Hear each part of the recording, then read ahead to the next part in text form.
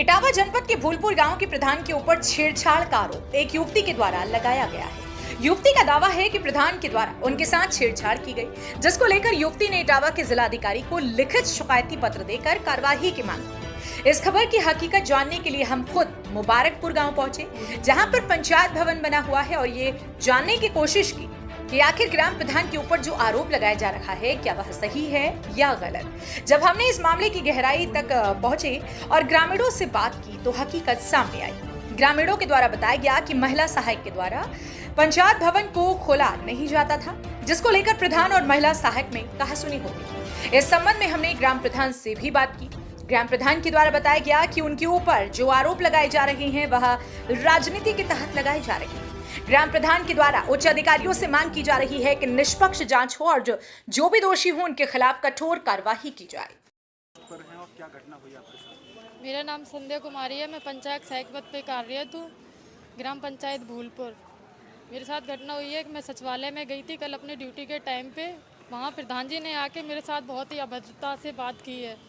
वहाँ पे आए, गाड़ी से एक लड़का था उनके साथ जो बाइक पे था, वो उतर के उन्होंने फिर मुझसे बात की, गाली दे के मुझसे बात की। मैंने कहा ऐसे क्यों बात कर रहे हो आप? तो उन्होंने मेरी एक बात नहीं सुनी और सुनते ही और मुझे डांटने लगे, गाली देने लगे। जब मैंने वीडियो रिकॉर्ड शुरू की तो उन्होंने मुझे मेरा मोबाइल छीना, मुझे थप्पड़ मारा, मेरी चुन्नी पकड़ के खींची। जब मैंने उन्होंने चुन्नी खींची तो मैं पीछे की तरफ हुई तो वो आगे की तरफ आके और मेरे थप्पड़ मारा और मेरे कान का टॉक्स था वो गिर गया और उन्होंने मेरा मोबाइल छीनने की कोशिश की और मेरा मोबाइल छीन लिया और मुझे थप्पड़ मारा और बहुत ही गंदी गालियाँ दे रहे थे।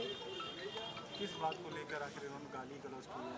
इसलिए वो नौकरी से निकलवाना चाहती है। वो मुझे धमकी देते हैं कि तुम रिजाइन दे दो, अगर तुमने रिजाइन नहीं दी तो तुम्हारे पूरे परिवार को मैं मरवा दूंगा। मैं प्रधान हूँ, मेरे पास पैसा है, मेरे पास पावर है और तुम कुछ नहीं कर पाओगे।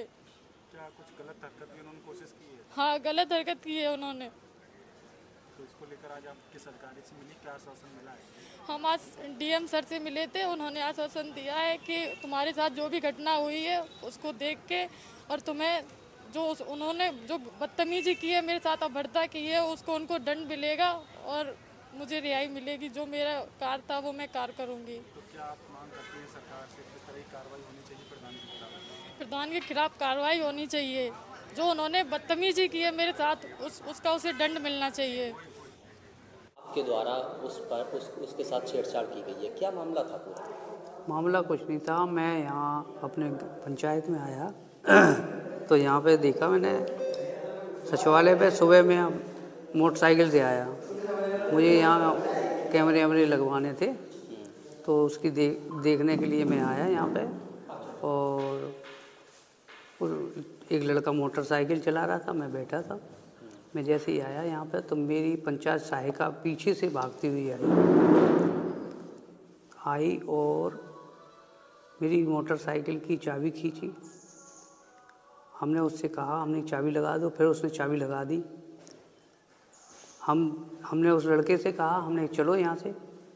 लड़के ने मोटरसाइकिल स्टार्ट करी, फिर चल दिए तो एकदम से वो भागती हुई फिर मेरी मोटरसाइकिल चाबी खींचने के लिए फिर भागी और बोली कि हम तुम्हें फंसा देंगे। अच्छा, कारण क्या था? कोई तो कारण होगा। कारण हमने पहले भी हमने थाने में भी दे रखा था, अखबार में भी दिया था कि हमारे साथ ये गलत आरोप लगाएगी, क्योंकि ये हमारी लोकपाल खिलाफ पार्टी से मिल चुकी थी।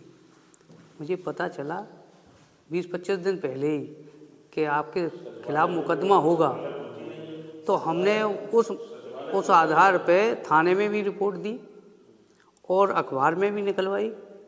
तो उसकी कटिंग ये है अखबार की। हाँ, और हमने जो इसको हम कोई काम की कहते तो कभी सुनते नहीं। इसने पहले भी मुझे धमकी दी कि अगर ज़्यादा करोगे तो हम छेड़छाड़ का आरोप तुम पे। अच्छा, युक्ति का आरोप है कि आप दूसरे कैंडिडेट को रखना चाहते हैं, उसको जबरदस्त हटाना चाहते हैं, ऐसा कोई आरोप है? नहीं, ऐसा कुछ नहीं है। हम तो जब तक प्रधान है हम सहायिका ही नहीं रखेंगे कोई। क्या नाम है आपका? अमर सिंह। कहाँ के रहने वाले हो? भूलपुरा। आपने एक एप्लीकेशन दी है जिसमें ये बताया कि पंचायत घर में जब भी आते हैं तो बंद मिलता है अधिकांशतः। काम पड़ता तो नहीं होता। अच्छा, काम कितने बार आप आए हैं और खाली हाथ लौटे? अरे आना तो मेरा काम ही कुछ ऐसा है, थोड़ा काम से आते जाते रहते हैं। लगभग कितने बार लौटे थे? कम से कम 4-5 बार तो लौटे ही होंगे। अच्छा, आपने शिकायत पत्र दिया था, उस पर कोई अमल नहीं हुआ अभी, नहीं हुआ?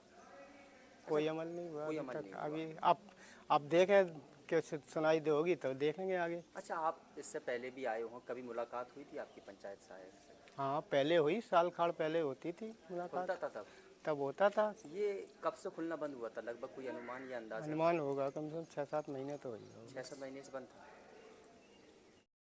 क्या नाम है आपका? रामा देवी, कहाँ की रहने वाली हो? मुबारकपुरा।